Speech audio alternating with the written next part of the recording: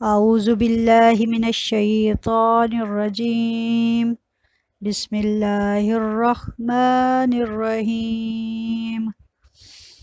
السلام علیکم عزیز طلباء و طالبات۔ آج بیٹا ہم شروع کرنے جا رہے ہیں اسلامیات لازمی کا حصہ دوم، من ہدی الحدیث۔ من ہدی الحدیث یعنی حدیث سے ہمیں ہدایت کیسے ملتی ہے۔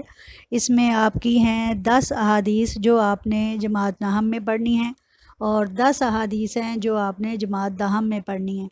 تو حصہ نہم کی جو 10 احادیث ہیں ان میں آج حدیث نمبر 1 ہم کریں گے، لیکن اس سے پہلے آپ کو یہ جاننا ضروری ہے کہ حدیث ہوتا کیا ہے، حدیث کیا چیز ہے، اس کے معنی کیا ہیں، اور اس کا استعمال اسلام میں کس طرح شروع ہوا اور لوگوں نے کس طرح اس پہ عرق ریزی سے کام کیا، اور جو کتابیں انہوں نے لکھی وہ اسلام میں کیا حیثیت رکھتی ہیں۔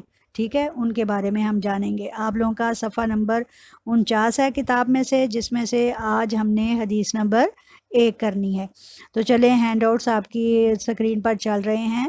من ہدی الحدیث، نیچے میں نے لکھا ہے کہ حدیث کیا ہے۔ اردو معنی اس کا ہے بات یا قول۔ اردو معنی کیا ہے؟ بات یا قول۔ عربی میں حدیث کے معنی بنتے ہیں خبر یا کہانی۔ خبر یا کہانی اصطلاح میں، یعنی کہ جس کو ہم قرآن یا اسلام کی روح سے جس چیز کو دیکھیں اور نبی کریم صلی اللہ علیہ وسلم سے اس کی نسبت بنائیں، تو اصطلاح میں حدیث کچھ یوں ہے کہ آپ صلی اللہ علیہ وآلہ وسلم کے خاص طور پر کہے گئے الفاظ حدیث کہلاتے ہیں۔ جیسے شروع میں جب قرآن مجید نازل ہو رہا تھا تو آپ صلی اللہ علیہ وآلہ وسلم نے جو احادیث تھیں، جو آپ کوئی بات ایسی فرماتے تھے جو کہ اس چیز کی، اس آیت کی وضاحت ہوتی تھی، تو کچھ صحابہ اکرام نے وہ بھی لکھنا شروع کر دیں۔ تو آپ صلی اللہ علیہ وآلہ وسلم نے شروع میں صحابہ اکرام کو اس بات سے منع کر دیا، جب تک نزول قرآن رہا، اور اس کے اوقات خاص طور پہ جب وہی نازل ہوتی تو آپ صلی اللہ علیہ وآلہ وسلم صحابہ اکرام کو منع فرما دیتے کہ میرے کہے گئے الفاظ کو آپ نہ لکھا کریں۔ پھر بعد میں جیسے ہی یہ لکھنے لکھانے کا کام ہو گیا، یعنی کہ قرآن مجید کی آیات جو ہیں صحیح طور پر، واضح طور پر اتر گئیں، نازل ہو گئیں، تو اس کے بعد پھر آپ صلی اللہ علیہ وآلہ وسلم نے صحابہ اکرام کو اجازت دی کہ ہاں اب جو میں کہا کروں، جو میں فرمایا کروں، وہ آپ لوگ لکھ لیا کریں۔ چنانچہ اس طرح احادیث لکھنے کا کام جو ہے وہ بھی شروع ہو گیا۔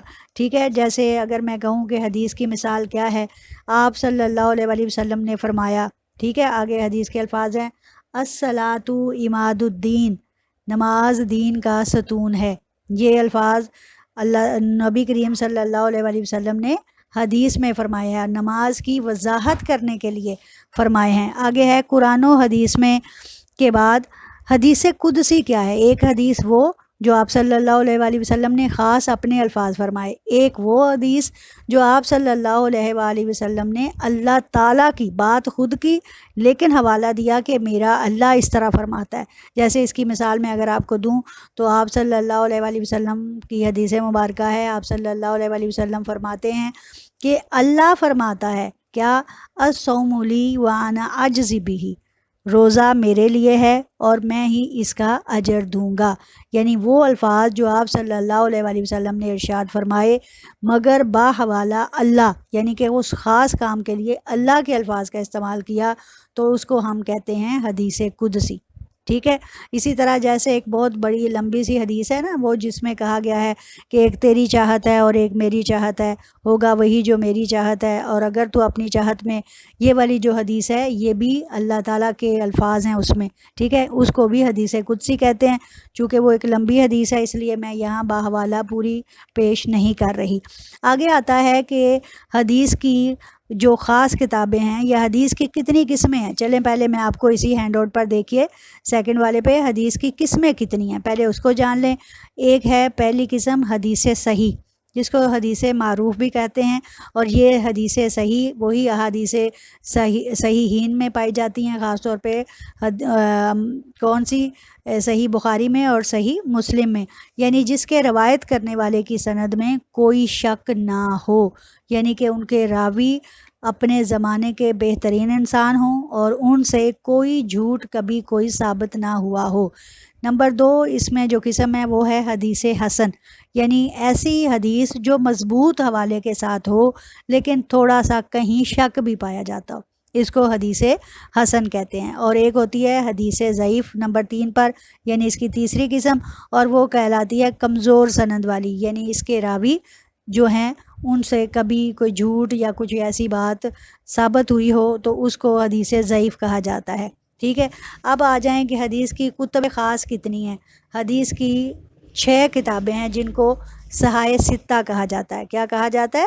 صحائح ستہ۔ ان میں پہلے نمبر پر ہے صحیح بخاری، نظر آ رہی ہے، دوسرے پہ ہے صحیح مسلم، تیسرے پہ ہے سنن ابی داؤد، تیسرے پہ ہے جامعہ ترمذی، چوتھے پہ ہے جامعہ ترمذی، پانچویں پہ ہے سنن نسائی، اور چھٹے نمبر پہ ہے سنن ابن ماجہ۔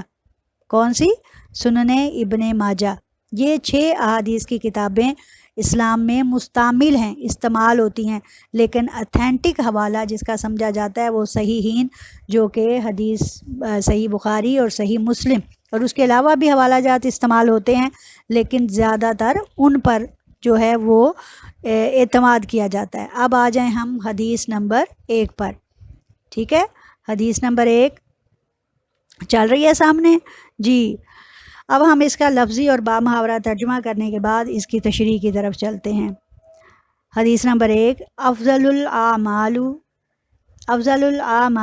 لا الہ الا اللہ و افضل دعاء الاستغفار، یعنی افضل عمل لا الہ الا اللہ ہے اور افضل دعا الاستغفار، استغفار ہے۔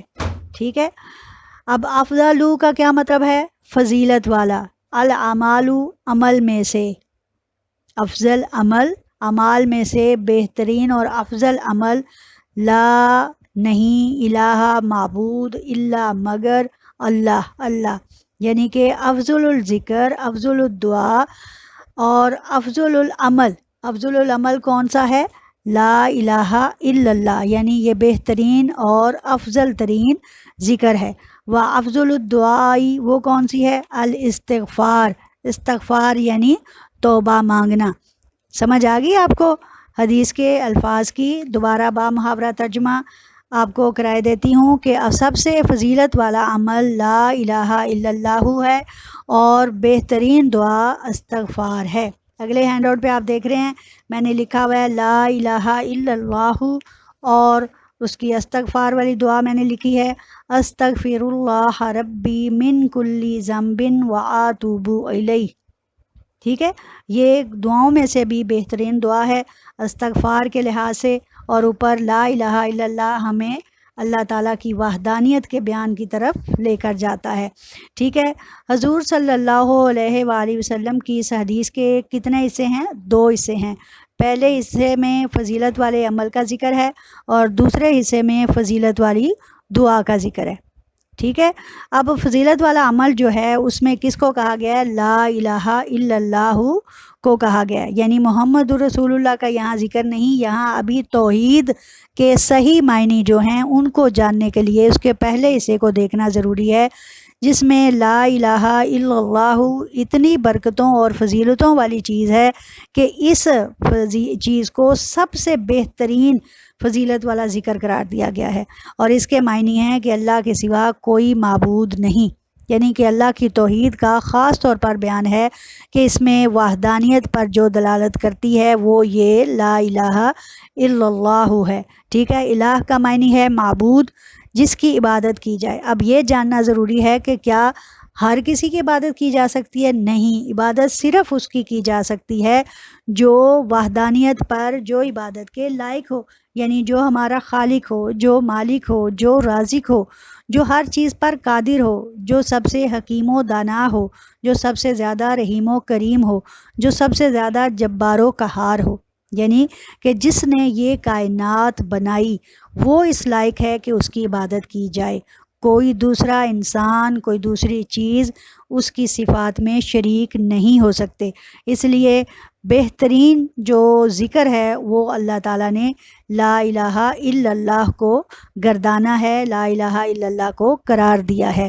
ٹھیک ہے، اب توحید کا معنی یہ ہوتا ہے کہ ہم اللہ تعالیٰ کو زبان سے ایک مانیں اور اس کا اقرار کرتے ہوئے اس کی ذات میں کسی کو شریک نہ ٹھہرائے، زبان سے اس کا اقرار کریں اور عمل سے بھی اس کا اقرار کریں۔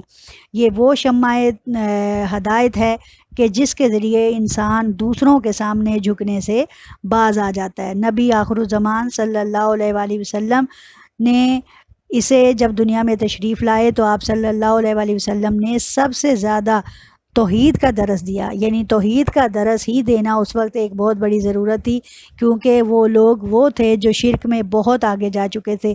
365 بت تو صرف خانہ کعبہ میں ہی پڑے ہوئے تھے، اور اس کے علاوہ ہر خاندان اور ہر قبیلے کا ایک بت تھا، بلکہ کئی بت تھے جن کے سامنے وہ لات و منات اور عزا جو ہیں ان کو اپنے خدا بنائے بیٹھے ہوئے تھے۔ چنانچہ اس دوران یہ پیغام دینا کہ اللہ ایک ہے، اس کی ذات میں کسی کو شریک نہ ٹھہرایا جائے، یہود و نصارہ کو پر اعلان کرنا کہ یہود کو یہ باور کرانا کہ حضرت عیسیٰ اللہ تعالیٰ کے بیٹے نہیں، یہود کو اس بات کی پہچان کرانا کہ عزیر علیہ السلام حضرت اللہ تعالیٰ کے رسول ہیں، پیغمبر ہیں، لیکن کیا نہیں ہیں، بیٹے نہیں ہیں۔ اس طرح یہود و نصارہ کے عقائد کو درست کرنا بھی ضروری تھا۔ چنانچہ لا الہ الا اللہ محمد رسول اللہ اس کا پورا کلمہ اور اس کا پہلا حصہ لا الہ الا اللہ۔ یہاں لفظ اللہ خدائے وحدہ لا شریک اللہ نے خاص طور پر اپنے اسم ذاتی کے طور پر استعمال کیا ہے کہ اگر کسی کے سامنے سر جھکایا جائے تو وہ ہستی اللہ کی ہستی ہو اور اس پر ہی ہماری عقل جو ہے وہ آ کر ختم ہو جاتی ہو، اور ہم اپنی عقل کو باقی بہت ساری برائیوں سے روک رکھیں۔ جیسے علامہ اقبال نے فرمایا، خودی کا سر نہاں لا الہ الا اللہ۔ ٹھیک ہے، خودی کا سر نہاں لا الہ الا اللہ، لا الہ الا اللہ۔